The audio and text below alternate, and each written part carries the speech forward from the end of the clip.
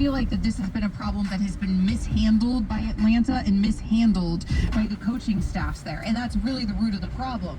I don't think the 24-year-old and Trae Young can be the problem when you're talking about the talent level that Trae Young has. Then they bring in DeJounte Murray, and they kind of half went in with Murray. Murray's actually been as advertised this season for the Hawks, and yet the Hawks are still the same old Hawks, even though now they're healthy.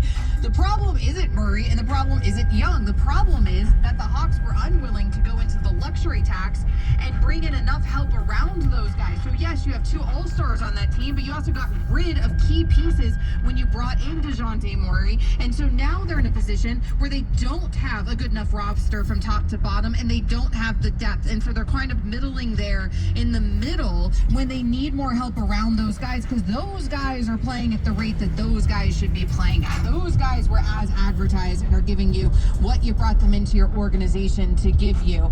Trae Young's still only 24 years old. Again, one of the more exciting shooters in the entire league. He's been through several coaching changes. Another one here. Was there tension between him and Nate McMillan? Apparently there was tension between him and Lloyd Pierce. These are the rumors that surround Trae Young. At the root of all of this is the problem that they haven't put a good enough roster together, because this is an organization that has been unwilling to spend the money. Don't blow it up.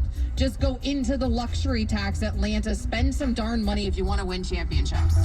It's funny how she makes a crack that I didn't pass the bar, but she's passed multiple bars, and then she leads her argument by telling you Trae Young is a great shooter. Trae Young is not a great shooter. Trae Young currently ranks 137th in the NBA in three-point shooting, which is what he was drafted to do.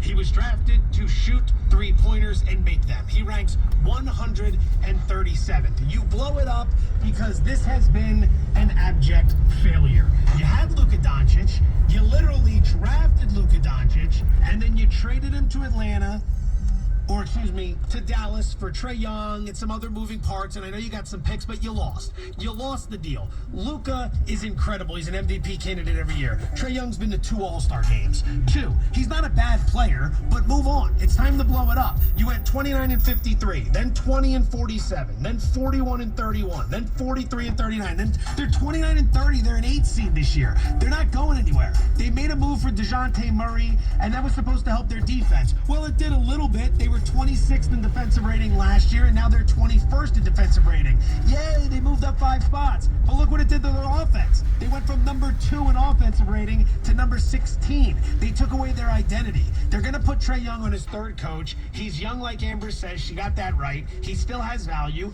Trade him. Move on from him. Move on from DeJounte Murray. Blow the whole thing up and try to rebuild, because you failed. You failed when you traded away Luka Doncic, and you have done nothing with this guy in the 5 seasons you've had him. They dealed Kevin Huerter when they brought in DeJounte Murray. Like, this is an organizational problem. I just don't have any confidence that if they blow this whole thing up, that they're going to rebuild it the right way, because frankly, I think that was the problem the first time. We are talking about a team that went deep into a postseason with Trae Young, and by the way, got that boost when Nate McMillan had come in as interim head coach, and then look at the Hawks now, even again bringing in Murray and then getting that statistical bump, and him being as advertised hasn't helped them at all. That feels like an organizational problem to me. Jury Duty is brought to you by the law offices of Cordell and Cordell. We could see a world, Joe, I mean, it seems unlikely for Luka, but we could see a world, we're coming off of that infamous trade there out of that draft, that Trae Young ends up not in Atlanta, and that Luka forces his way out of Dallas and things don't work out with Kyrie. Like, that could happen.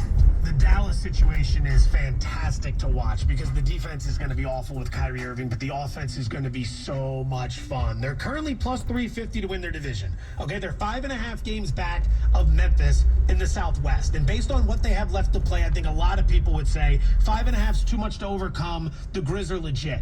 There's some metrics that point to the fact that the Grizz, while good, aren't as good as their record indicates. I think they're 11-17 on the road this season. For a 2 seed, that's a little bit alarming. Conversely, for Dallas, there's some metrics that point to the fact that they underachieved a bit in the first half of the season, so they should be